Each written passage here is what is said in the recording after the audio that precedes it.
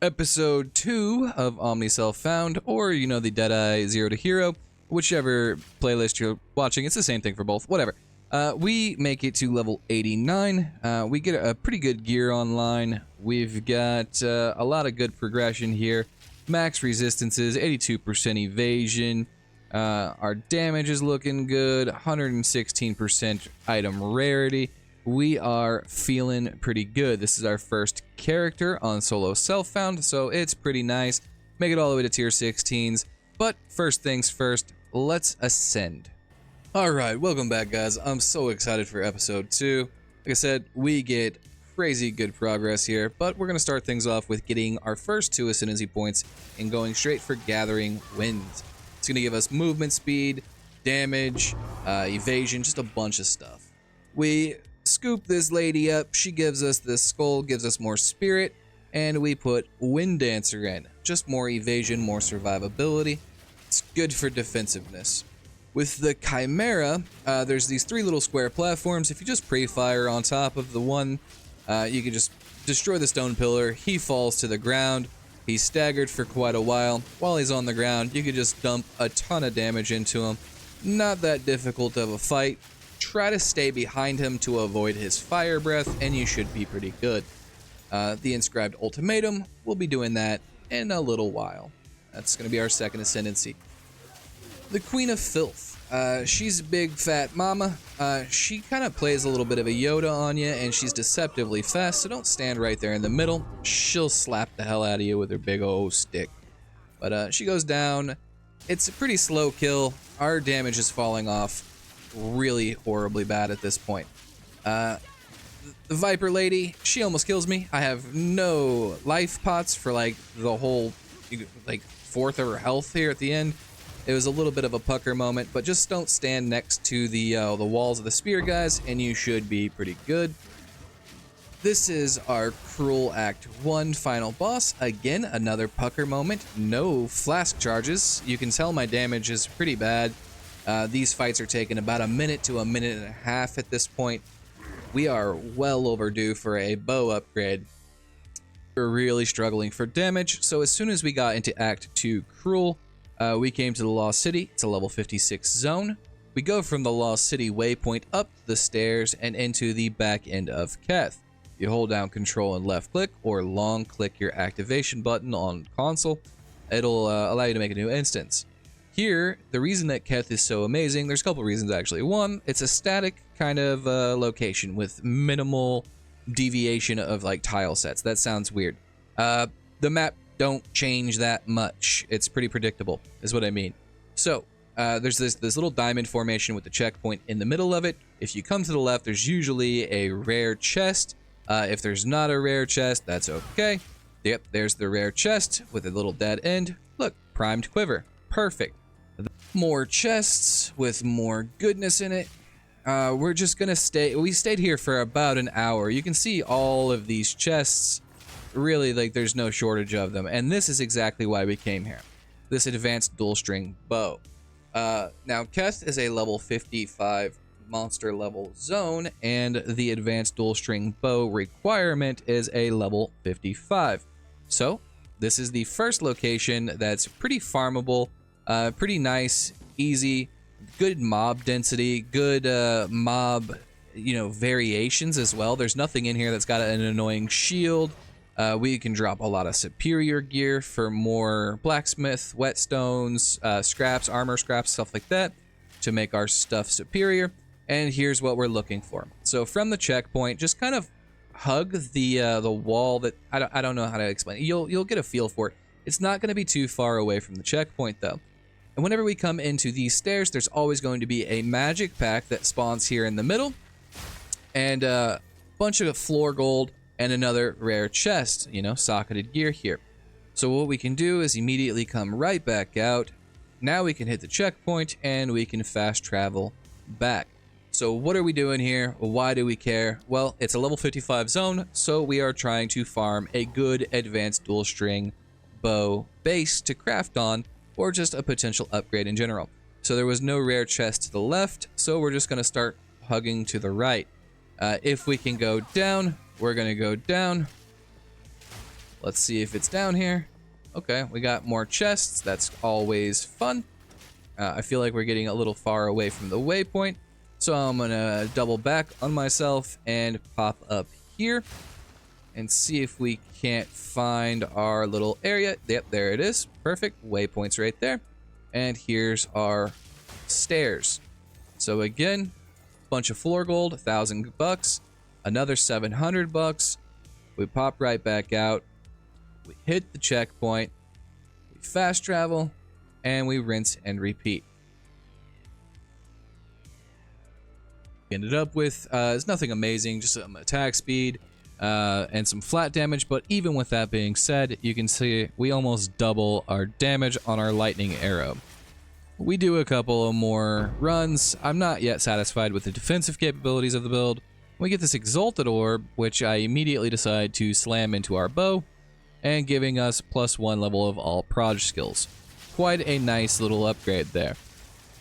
So here's our new damage, and considering it took like 1.5 to 2 minutes to kill the Act 1 final boss, going from that damage to this damage is quite exciting. I do a little dance. Let's move on. That's our first waystone. I just wanted to, make that a moment.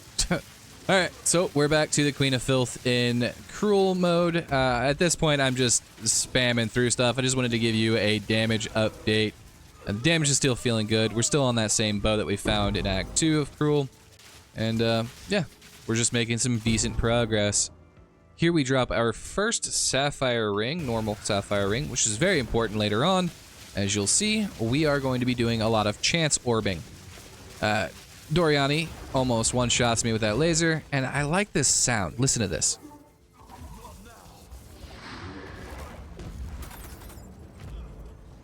Something about that do-do-do-do thing. I just love it. Anyways, Doriani dead. I spent a little bit of time now at this point to go back through the axe and get the permanent bonuses. Make sure that we get all the passive points. You want 24 total. So as long as you have 24, you have all the passive points available to you. And yeah, here's our stats as we're going into our first maps here. So with full tailwind stacks, we're at around 4,000 DPS, 72% item rarity. Our resistances are terrible. Our evasion 76% with about 1,200 life. And yeah, our resistances could be way, way better, but it is what it is. We're just now starting, and we're already being rewarded. Maps definitely provide. After doing a few maps, yeah, felt like it was the right time to come back. This was probably long overdue. Get our 3rd and 4th Ascendancy points. We're going to put it immediately, I say immediately, I'm fumbling around a bit, immediately into point blank. The reason we're doing point blank is because we're oftentimes just hugging, face tanking the bosses. So our 20% more multiplier is going to be a little bit more useful for us. Our first cool magic find drop was this crude bow, which is a Widow Hail, and we actually rolled 240% in a range of 150 to 250. Great bow for early game leveling. Then I identify this crazy barrier staff, which is just an advanced barrier quarterstaff. Not even as, that great, but yeah, really high percent fizz and flat fizz. So that makes me really want to play a monk that much more. Here's our damage update. Same bow that we found in Act 2. Still treating us pretty well. That's our first map boss that we kill, and we got a Overseer little Waystone precursor tablet there, which is new to me. I haven't played the game since that update. And our first Divine Orb. Why not? Level 66 zone. I think this is like a tier 1 or 2 map. And that was pretty early. Level 72. Alright, so we have about a 500,000 gold and a terrible belt. So it just kind of makes sense at this point to get a new belt. Cut out the old boring part where we go through everything, and pretty much we just go with this 64 life, dual res, fire cold belt. It's definitely an upgrade, nothing amazing. It'll be replaced eventually, but still pretty cool. This other belt with high armor, high life, and high lightning resistance, though, we'll definitely keep this around whenever we get more Exalted Orbs in the future, and see if we can't do something with that belt. It's a pretty cool belt. So, as always, any uniques that are duplicates, I disenchant them for chance shards, and we're going to be spamming these chance orbs on a few select bases here. So play a little game of Any, Mini, Miny, Mo, and Sapphire Ring. We get rewarded, and I do a little dance, a little happy clicks. But yeah, having this, if this stuff doesn't brick, which it doesn't, that pretty much just completely solidifies my decision to want to play Ice Strike Monk next, and because you can't brick uniques, we might as well see what we get. And yeah, Ice Strike Monk coming soon. Anyways, we continue on with our little adventure, and we get another Divine Orb number 2. And I die immediately, so definitely don't just leave your Divine Orbs on the ground like a spaz, like I've seen so many streamers do in the past, and die with a Divine on the ground. Pick it up immediately. Get a Greater Jeweler's Orb again. We're making some pretty good progress on our maps at this point. We are getting up there in tiers. So I go ahead and spend the next 1.3 million gold on some bows. Unfortunately, we didn't get anything, you know, like a dual string bow, but we did get this pretty decent bow here with attack speed, gold damage, and high flat and percent fizz. I know it's, you know, only 2 arrows, but it's 360 physical DPS compared to what we were using, which was, what is that, 114? So it's a pretty significant damage increase here. We're going from 7,800 to 12,400. Yeah, quite a significant upgrade. Even though we're losing 1 arrow, I still feel like it's definitely worth it. The new bow, you could feel it big time, and yeah, didn't mean to do that. Kind of was already clicking in that direction and hoovered that baby up, but we got a perfect Jeweler's Orb. Crazy rare. I think in Trade League I only ever got 1. Speaking of rare, that was a Alchemy Orb, and then 2 Exalted Orbs. Yeah, that's a pretty sick quiver. I didn't get +1 or +2 to proj and low dex, but still. I thought 3 unique items dropping from 1 enemy was kind of cool, so I just wanted to add it to the video. None of the uniques are overly good or exciting, but 3 from 1 enemy, that doesn't happen very often. But here we are. It was long overdue. Only having 1 arrow at this point was killing me, so I spent a couple hours, honestly, farming the Trial of Secamus to get some relics online, to get some, you know, honor resistance and all that. We ended up doing it. It wasn't too horrible. It's a little bit of a learning curve at the beginning, but once you get some relics, you get some honor resistance, it's not too bad. Now we have endless munitions, just an additional projectile, and we're shooting out 2. We effectively doubled our damage on mob clearing. Another Greater Jeweler's Orb. We're gonna do a little bit of a loot drop highlight reel here, and you know, just a couple of cute things. Divine Orb number 3. Here's a damage test on a boss again. It's not too shabby. That extra 1 arrow is pretty great, honestly. Divine Orb number 4. Of what time it is here in the bottom above the XP bar. So at 17:59 we get our first level 8 Spirit Gem, and then at 18:01 we get our second one. Don't expect the same results. That was incredibly lucky RNG. The reason I'm bringing this to your attention is, look at how much we can sell these for in Trade League. That's 50 Exalted Orbs for a single level 8 Spirit Gem. So I needed to get Spirit Gems for myself in Solo Self-Found. You'll see here in a second why. But I just wanted to take a couple minutes, farm out 2 of them, sell them. We made 100 Exalts in less than 10 minutes in Trade League. It's just crazy. It's an Act 2 location, Dreadnought, farm it, whatever. Divine Orb number 5. Or 6? 5. I don't know. This is why we needed the Spirit Gem, though. We're going to take off both of our Heralds, and we're going to put on Cast on Shock, and, yeah, watch this boss's health. It's absolutely ridiculous. The game gets a little bit laggy, it doesn't like it too much, and our mana hates us, but, yeah, we absolutely just melt through bosses at this point. We're still progressing through, and I think that is Divine Orb number 6. I don't know. Let me know if I'm wrong. Anyways, last boss kill of this episode. Still, we're putting on Cast on Shock, and yeah, this is why we need a Thieves' Torment Emerald Ring, which is what we're chancing mostly, because look at that mana. It's not fun.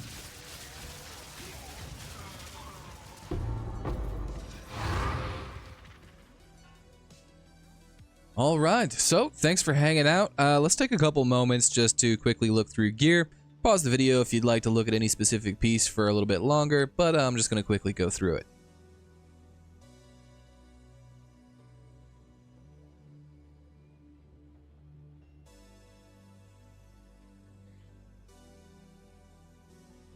Now, I'm not going to talk about my gear or my character too much, but with Max Tailwind's, you know, procs or stacks, whatever, we've got 82% evasion, max resistances, overcap max resistance, so even with minus 15 from LA weak, we're still resistance capped. We've got almost 1800 life and 1600 shield, so that's like what, like 3500 effective life there, with ES and life on top. With our DPS, this tooltip means literally nothing, but if you care about that kind of thing, 18,800 with 116% item rarity on the gear. The only piece of gear that I can't imagine replacing is this amulet. I think this amulet is absolutely insane. I haven't actually price checked this, so I have no idea how much this is worth. But I guess we can do that. Well, no, because it's gonna. I don't know. It's a stupid amulet. That's all I'm gonna say. The quiver would have been amazing if the dex was a little higher, if the life was mana instead, or you know, +2 proj, something like that. But as is, it's gonna be hard to replace anytime soon. And the reason that I kind of want to move to a monk sooner rather than later is because I cannot find a bow upgrade. I have probably spent the last 24 to 30 hours in game playtime with this bow specifically, only being able to shoot out 2 arrows because for the past 80 to 100-ish plus expert dual string bows that I have dropped, either white, blue, or yellow, none of them have been even remotely good. I haven't gotten a single one with over, you know, like tier 1 or 2 flat fizz or tier 1 or 2% fizz. They've all been absolute trash. So, yeah, I'm a little bit demotivated to continue on the Ranger for now because it is solo self-found. Trying to force it feels pretty bad. We made it all the way to level 89 and we completed our Atlas. So we are chaining tier 15s and 16s at this point. And yeah, you know, it did what it needed to do. We generated quite a bit of currency. Now we don't have a lot of Chaos, Regal, Alks, or Exalted because like I said, every single expert dual string bow that I've gotten, I've tried to craft. It's not due to lack of effort why we don't have an upgrade. It's just crafting in Path of Exile 2 early access as of right now is quite bad in my opinion. It's just not very fun and it's very, very difficult and very RNG dependent. It needs work for sure. Anyways, we did, however, end up with a lot of really, really cool gear. I'm not going to get too much into it, but these 2 stabs, if you want to pause, take a look at them, they're pretty good in my opinion. I think this one is 480 damage per second, 473 physical damage per second, which is pretty good.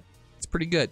So that's going to be really nice with this ring, and we got the Fox Shade, the Wanderlust. We got some nice twink gear. We could always run the gas arrow strat with any other builds that we decide to do in the future with our 240% Widow Hail. Basically, you just need a decent quiver. You know, use this one at level 1, pop this one on at 17, and then I got some more quivers here. Just, you know, various level requirements, whatever. So yeah, we've got some options. Definitely leaning towards Ice Strike Monk. You can find the build guide in the description of this video. It's Fub Guns, Deadeye Ranger, Lightning Arrow, and yeah, it's really strong. So definitely check that out. Take a look. As soon as we get a hybrid ES Evasion chest piece that has 30 spirit on it, we will be using Ghost Dance just for another layer of survivability. Gear, there's definitely room for improvement, but I think the Ranger's done what it needed to do, which was get us a nice healthy foundation, and I think we can just start chain leveling different classes. So the one that I'm most excited about is Ice Strike Monk, Invoker, and we will go ahead and do that next episode. So Omni Self-Found will continue on. Episode 3 will be the beginning of getting our monk online, and I'll probably just do from level 1 all the way to getting to Waystones, because we do have the twink gear, so it shouldn't be too big of a process. We'd probably be able to do it in a day pretty easily. So hope you guys enjoyed, hope you learned something. If you liked the video, please, these take a long time, and it's just, you know, good for my motivation levels to continue to create these content for you guys. If you like it, share, comment, give me feedback. You know, I just need to know that you guys are liking what I'm doing and that there's some desire to continue, you know, watching my stuff, and it pushes the algorithm. It helps gain traction and all that. Thank you so much for hanging out with me. I'll see you guys in the next one. Be safe. Have a good night.